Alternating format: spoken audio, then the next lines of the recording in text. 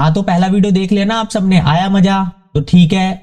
इसी वजह से, क्योंकि आपको पहले वीडियो में बहुत ज्यादा मजा आया, आपने बहुत कुछ सीखा, इसी कारण से मैं दूसरी वीडियो के साथ आपके सामने हाजिर हूं। ठीक है, इस वाले वीडियो में या इस क्लास में हम लोग जो सीखेंगे वो है चैप्टर राजा किसान और नगर, इतिहास का दूसरा चैप्टर है और पहला क्लास है ये। इस चैप्टर को भी हम कुछ पार्ट्स में करेंगे, जैसे हमने पहला चैप्टर हमने 3 पार्ट्स में किया ना, वैसे ही हम इसको भी अलग अलग पार्ट्स में कवर करने की कोशिश करेंगे और आपकी नॉलेज को मैं बढ़ाने की कोशिश करूंगा। इंपॉर्टेंट क्वेश्चन कैसे आएगा, क्या आएगा, सब कुछ चैप्टर के अंदर मैं आपको धीरे धीरे बताता हुआ चलूंगा। अगर आप चैनल के साथ नए जुड़े हैं तो चैनल को सब्सक्राइब कर लीजिए। तो इस क्लास का जो आपका पहला टॉपिक है वो है 600 ईसा पूर्व से 600 ईस्वी के काल में आए बदलाव। आपने पहला वीडियो देखा तो आप समझ रहे होंगे 600 ईसा पूर्व और 600 ईस्वी का मतलब क्या है। उस वीडियो में मैंने बहुत अच्छे से डिटेल में समझाया है। तो ये वाला जो टाइम है ना, ये वाला जो टाइम, इसमें कुछ इंपॉर्टेंट बदलाव आए जिसने भारतीय इतिहास की रूपरेखा को पूरी तरीके से बदलकर रख दिया। वो बदलाव सबसे पहले इसी टाइम पर भाई ऋग्वेद का लेखन हुआ, पहली बात आपको याद रखनी है, ध्यान रखेंगे आप। फिर उसके बाद इसी टाइम पर कृषक बस्तियों का उद्भव हुआ। जितनी भी आप देखोगे, देखो समझना बात को, हुआ ये कि पहले मनुष्य भाई रहता नहीं था एक जगह से, एक जगह रहकर स्थिर रहकर, क्योंकि वो शिकार पर निर्भर था, शिकार करता था और अपना जीवन यापन करता था। अब कृषि कर रहा है तो उसको एक जगह पर रहना पड़ेगा। तो कृषकों ने खेती जहां पर हो रही है या फिर नदी के आसपास खेतों को बनाया और वहीं पर अपनी बस्तियों को स्थापित कर लिया। तो इस वजह से हम देखेंगे कि इस टाइम पर बहुत सारी बस्तियां भी हमें देखने को मिलती हैं। ठीक, हमें नए समाधानों के तरीकों का आरंभ देखने को मिलता है, जैसे कि महापाषाणिक। ठीक है, समाधान का जो तरीका है, महापाषाण जो सभ्यता है उसको, वो क्या है उसको भी मैं डिटेल में बताऊंगा। उसके बाद आरंभिक राज्यों और साम्राज्यों का उदय देखने को मिला, जैसे कि जनपद हमें देखने को मिले, महाजनपद हमें देखने को मिले। उसके अलावा मौर्य साम्राज्य, गुप्त साम्राज्य, ये सब हमें देखने को मिले। उसके अलावा जो ये सारे बदलाव है ना ऊपर के, ये सारे कहीं ना कहीं लोहे के प्रयोग से जुड़े हुए हैं। कैसे जुड़े हुए हैं ये भी मैं डिटेल में आपको बताऊंगा। उसके बाद जैन और बौद्ध धर्म का उदय भी इसी टाइम पर हुआ था। तो आपको ये बात ध्यान रखनी है। आगे बढ़ते हैं। तो आपकी किताब में आपने देखा होगा, तो पहला टॉपिक तो मैंने क्लियर कर दिया। अब पहला बिंदु जो नंबर 1 है वो है प्रिंसेप और पियदसी। ऐसे ही चैप्टर को पढ़ेंगे हम। किताब के अंदर एक एक पॉइंट को डिटेल में मैं समझाऊंगा और किताब लेकर आप बैठेंगे और उसको समझने की कोशिश करेंगे। तो सबसे पहले क्या हुआ भाई, 1830 के दशक में ईस्ट इंडिया कंपनी का एक अधिकारी था प्रिंसेप, इनका पूरा नाम है जेम्स प्रिंसेप, ने ब्राह्मी और खरोष्टी लिपि का अर्थ निकाला। उनको ज्ञात हुआ कि अभिलेख और सिक्कों पर पियदसी एक शब्द लिखा हुआ है, जिसका मतलब होता है मनोहर मुखार्ती वाला, का राजा का नाम लिखा है और कुछ पर अशोक लिखा है। इसी खोज के बाद हुआ क्या कि भारत का राजनीतिक इतिहास लिखना शुरू हुआ क्या कि अशोक ने बहुत सारे अभिलेख जारी किए, ठीक है, शिलालेख जारी करे। उस पर ये क्या लिखा था, पियदसी, और पियदसी शब्द का इस्तेमाल किसके लिए किया गया है, अशोक के लिए। क्लियर है बात, ये बात ध्यान रखनी है।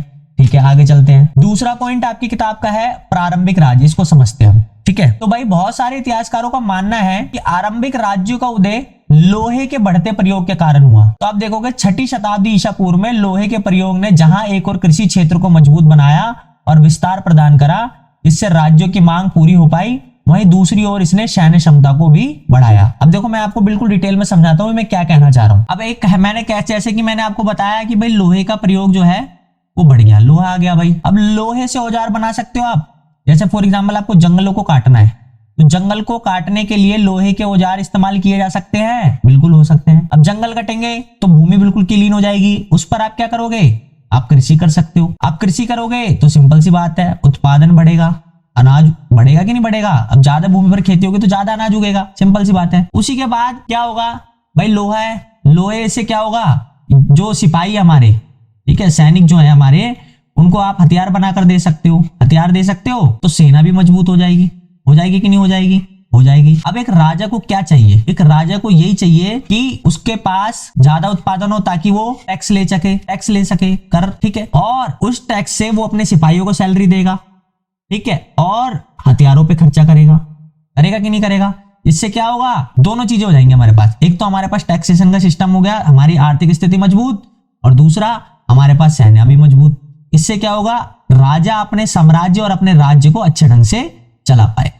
आई बात समझ में। इस प्रकार से हम कह सकते हैं कि लोहे के प्रयोग ने नए राज्यों और साम्राज्यों के उदय में महत्वपूर्ण भूमिका निभाई। आशा करता हूं ये बात आपको समझ में आई होगी। ठीक, तो यहाँ पर मैंने 16 महाजनपदों की भाई एक लिस्ट दे दिया, आपकी इच्छा है, आप चाहो तो याद कर सकते हो और ना चाहो तो याद करने की कोई जरूरत नहीं है, ठीक है। कुछ महत्वपूर्ण आप याद कर लेना, जैसे मगध याद रखना चाहिए आपको, वत्स याद रखना चाहिए, उसके अलावा वज्जी याद आपको याद होना चाहिए, ठीक, काशी याद होना चाहिए, कौशल याद होना चाहिए। एक बार नक्शे पर इन महाजनपदों को ढूंढ लेना, देख लेना, ठीक है। जैसे कि मैंने नक्शा आपको दे दिया है भाई, देखो आपकी किताब में दिया हुआ है ना, ये मैंने नक्शा यहाँ दे दिया है। इस नक्शे को आपकी किताब में दिया है मानचित्र 1, इसको एक बार जरूर देखेंगे, ठीक है, ताकि आपको आइडिया हो जाए कि कौन सा महाजनपद कहां पर मौजूद है, ठीक है। उसके बाद अब आगे चलते हैं, अब बात करते हैं महाजनपदों के विशिष्ट अभिलक्षणों के बारे में। अभिलक्षण मींस कि कुछ विशेषताएं ऐसी थी जो सभी महाजनपदों में हमें देखने को मिली। ये क्वेश्चन बहुत आता है कि महाजनपदों के विशिष्ट अभिलक्षण क्या है, ये बार बार पूछता है पेपर में, तो इसको ध्यान से समझेंगे। तो सबसे पहले एक शासन व्यवस्था होगी भाई, हर महाजनपद में आपको शासन व्यवस्था देखने को मिलेगी, जिनमें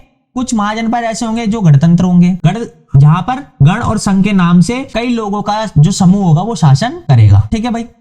जैसे कि वज्जी, अभी मैंने बोला वज्जी नाम याद रखना है आपको। वहीं कुछ जनपद जो थे वो ऐसे थे जहां पर राजा का शासन था, जैसे कि मगध भाई आपका। उसके बाद हर महाजनपद की अपनी राजधानी होती थी, जैसे मगध की राजधानी पहले राजगृह थी और बाद में पाटलिपुत्र बन गई। तो 2 विशेषता होगी, पहली कौन सी, शासन व्यवस्था, और दूसरी आपको देखने को मिलेगी राजधानी, हर महाजनपद की राजधानी देखने को मिलेगी। उसके बाद जो हमारा तीसरा है वो है सैन्य व्यवस्था। भाई सिंपल सी बात है, आपका साम्राज्य है, आपके पास जनपद है, तो उसकी देखभाल तो करनी पड़ेगी, उसकी राजधानी को किलेबंद करना पड़ेगा, उसकी सुरक्षा तो करनी पड़ेगी, वरना कैसे कर लोगे आप, संभव है, नहीं है संभव, है ना।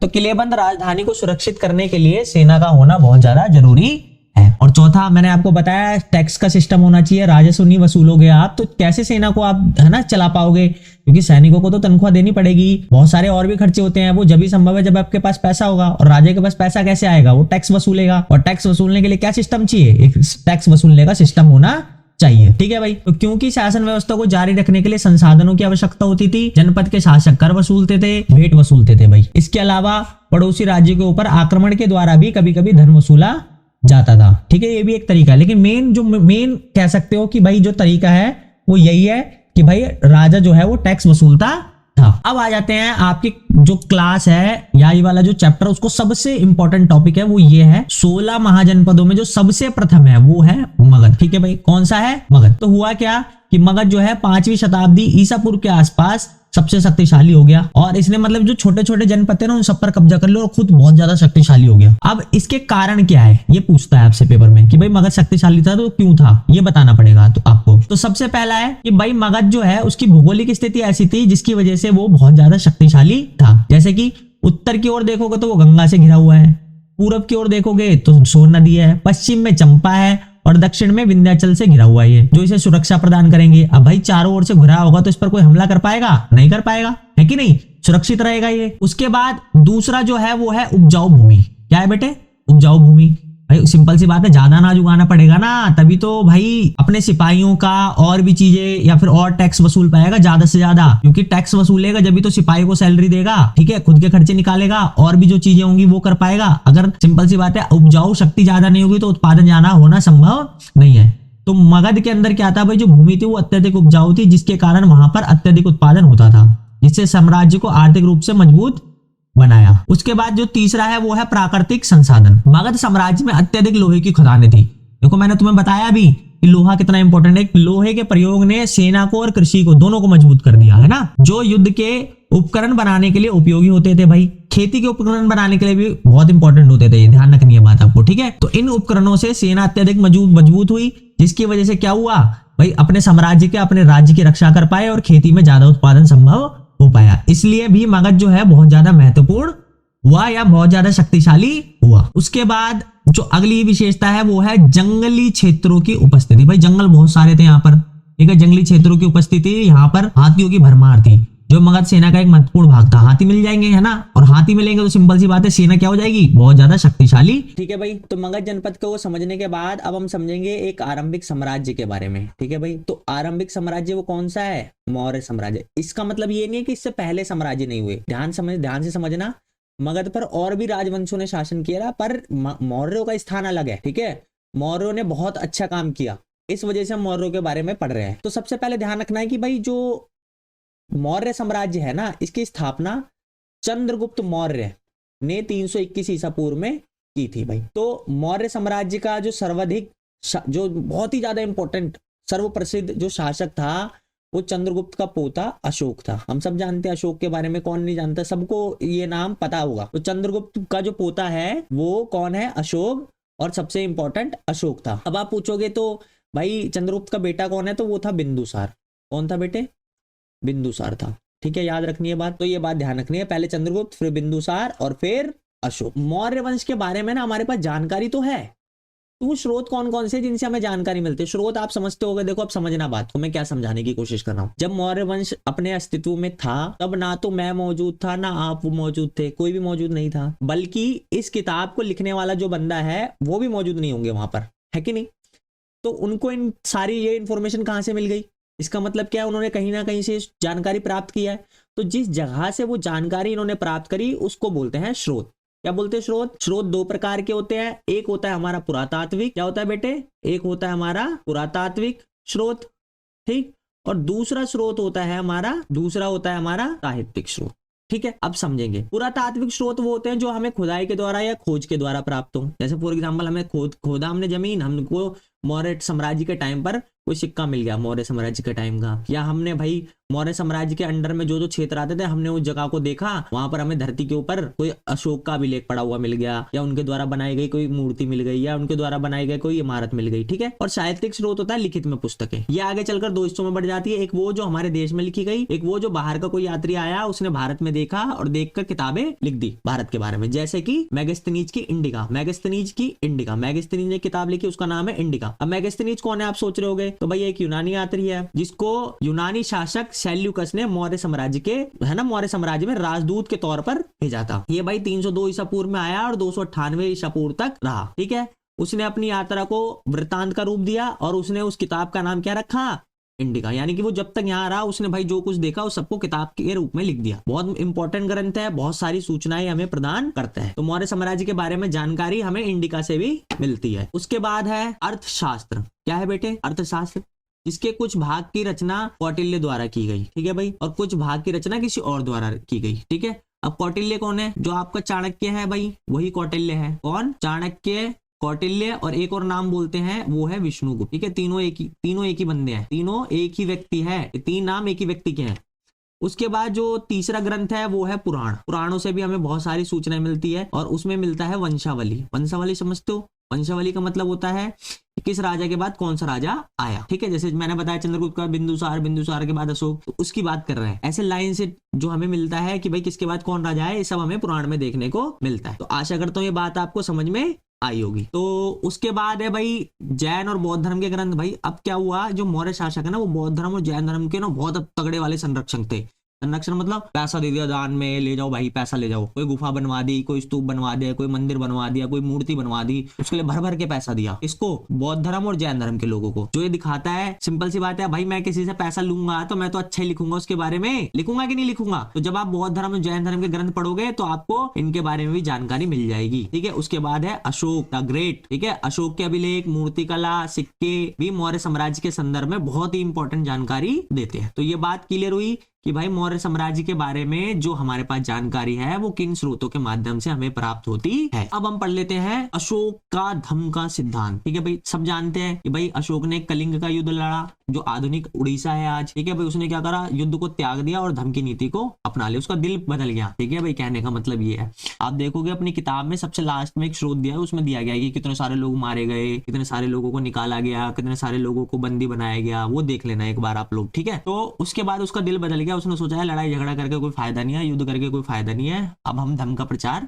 करेंगे। और धम्म के विस्तार और प्रचार के लिए उसने एक अधिकारी को नियुक्त करा और उस अधिकारी का नाम था महाअमात्य। ठीक है भाई, फिर बात करते हैं धम्म के सिद्धांत की। तो भाई जो मॉरल एजुकेशन होती है हमारी, एक होता है ना बड़ों के प्रति आदर दिखाना, सन्यासी और ब्राह्मणों के प्रति उदारता दिखाना, दासों और नौकरों के प्रति उदारता का व्यवहार करना, दूसरों के धर्म का और परंपराओं के प्रति आदर दिखाना, है ना। तो ये चीज हमें सीखनी है किससे, धम्म के सिद्धांत से। ठीक है, तो बहुत सारे लोग बोलते हैं धम्म का सिद्धांत बौद्ध धर्म से प्रभावित है। ठीक है, तो मान सकते हैं भाई, क्योंकि बौद्ध धर्म की शिक्षाएं भी कहीं ना कहीं ऐसी ही मिलती जुलती है। फिर आगे चलते हैं भाई मौर्य साम्राज्य के प्रशासन के बारे में। आपकी किताब में 3.2 करके एक टॉपिक है, उसमें मौर्य प्रशासन के बारे में समझाएगा। तो सबसे पहले आपको पता होना चाहिए कि भाई मौर्य साम्राज्य के प्रमुख जो राजनीतिक केंद्र कौन कौन से, तक्षशिला, उज्जैनी, तोशली, पाटलिपुत्र और स्वर्णगिरी। आपको नक्शे पे पता होना चाहिए, आपका घर का काम है ये कि आपको पता होना चाहिए। आप जाओगे, आप अपनी किताब में देखोगे कहां पर ये नक्शा है। अब इससे ना है ना, उसके बाद एक विशाल साम्राज्य की प्रशासनिक व्यवस्था, इसको समझते हैं। ठीक है भाई, अब देखो हम सब जानते हैं कि मौर्य साम्राज्य बहुत विशाल है, जो पाकिस्तान से शुरू होता है, ठीक है, और उड़ीसा के तटवर्ती इलाकों तक फैला हुआ है। तो अब सवाल ये उठता है, बहुत सारे इतिहासकार या बहुत सारे लोग ये सवाल करते हैं कि क्या इतने बड़े साम्राज्य का प्रशासन एक जैसा होगा या अलग अलग होगा। जैसे कि आज देखो, आज सब जगह इंडिया में किसी भी कोने में चले जाओ, आपको जो प्रशासन चलाने का तरीका वो सेम दिखेगा। तो क्या उस टाइम भी ऐसा था? तो अभी सवाल के जवाब को देने की कोशिश करी हमारे इतिहासकारों ने इस प्रश्न के उत्तर स्वरूप मौर्य साम्राज्य को 3 भागों में विभाजित कर दिया। और वो कहते हैं कि नहीं, सभी जगह पर एक जैसा प्रशासन नहीं था। वो कहते हैं कि साम्राज्य का एक हिस्सा था केंद्रवर्ती, जहां पर राजा सीधा खुद प्रत्यक्ष नियंत्रण रखता था। दूसरा था मध्यवर्ती, जहां पर राजा क्या करता था, अपने अधिकारी भेज देता था और उनके द्वारा शासन को चलाया करता था। और तीसरा था सीमावर्ती, बॉर्डर वाले इलाके, है ना, क्योंकि बॉर्डर वाले इलाके ऐसे हैं भाई। अब देखो, राजा केंद्र में है, उसको बॉर्डर वाले इलाकों तक जाने में बहुत टाइम लगेगा, वहां पर विद्रोह होने की जो है संभावना बहुत ज्यादा है। तो वो वाले क्षेत्र होते थे विद्रोही क्षेत्र। आगे चलते हैं। उसके बाद है मेगास्थनीज द्वारा मौर्य साम्राज्य की सेना के विभाजन के बारे में जानकारी देना। ठीक है भाई, सेना की गतिविधियों को नियंत्रण में रखने के लिए एक समिति और 6 उप समिति का उल्लेख करता है। कौन करता है? हमारा मेगास्थनीज। ठीक है, मेगास्थनीज कौन है मैं ऑलरेडी बता चुका हूं। मतलब पहली उप समिति क्या करती है? नौसेना का संचालन करती है। दूसरी उप समिति यातायात और खान पान का संचालन करती है। तीसरी समिति उप समिति का काम है पैदल सैनिकों का संचालन करना। चौथी उप समिति का काम है अश्वरोहियों का संचालन करना। पांचवी उप समिति का काम है रथरोहियों का संचालन करना। और छठी उप समिति का काम है हाथियों का संचालन। तो ये भाई संचालन वाली बात ध्यान रखनी है। और संचालन करती थी कौन? ये 6 उप समिति। क्लियर है बात? तो ये बात ध्यान रखनी है। ठीक है भाई, आगे चलते हैं। अब एक और इंपॉर्टेंट सवाल है कि मौर्य साम्राज्य कितना महत्वपूर्ण था। ये बहुत बार पेपर में आता है, इसको ध्यान से समझेंगे। ठीक है, मैंने पॉइंट्स लिख दिया, इन पॉइंट्स को चाहो तो आप कॉपी में भी लिख सकते हो। ठीक है, तो देखो, सबसे पहले राजनीतिक इतिहास का आरंभ। अब कैसे? जैसा कि मैंने आपको बताया कि अशोक द्वारा बहुत सारे अभिलेख जारी किए गए। क्या जारी किए गए बेटे? अभिलेख। उन अभिलेखों के माध्यम से ही इतिहासकारों के पास स्रोत उपलब्ध हुए, ठीक है, जानकारी उपलब्ध हुई, जिसके बाद ही इतिहासकार राजनीतिक इतिहास को लिखना शुरू कर पाए। राजनीतिक इतिहास मतलब कौन राजा था, किसने कौन सा युद्ध लड़ा, ये सब। ठीक है, ये जब भी हमें संभव हो पाया, क्योंकि उससे पहले हमारे पास इतनी इंफॉर्मेशन नहीं थी। जहां से भारतीय राजनीतिक इतिहास का आरंभ हुआ। उसके बाद बहुत विशाल साम्राज्य था भाई, पूरे उपमहाद्वीप में फैला हुआ। भाई इतना बड़ा साम्राज्य उस टाइम पर सब चलाना बहुत ही ज्यादा उसके लिए काबिलियत चाहिए, बहुत ज्यादा आपके पास, है ना, पावर होनी चाहिए, शक्ति होनी चाहिए, तब आप इतने बड़े साम्राज्य को कंट्रोल कर पाओगे। उसके बाद मौर्य साम्राज्य की मूर्ति कला, बहुत ही अद्भुत कला थी भाई ये।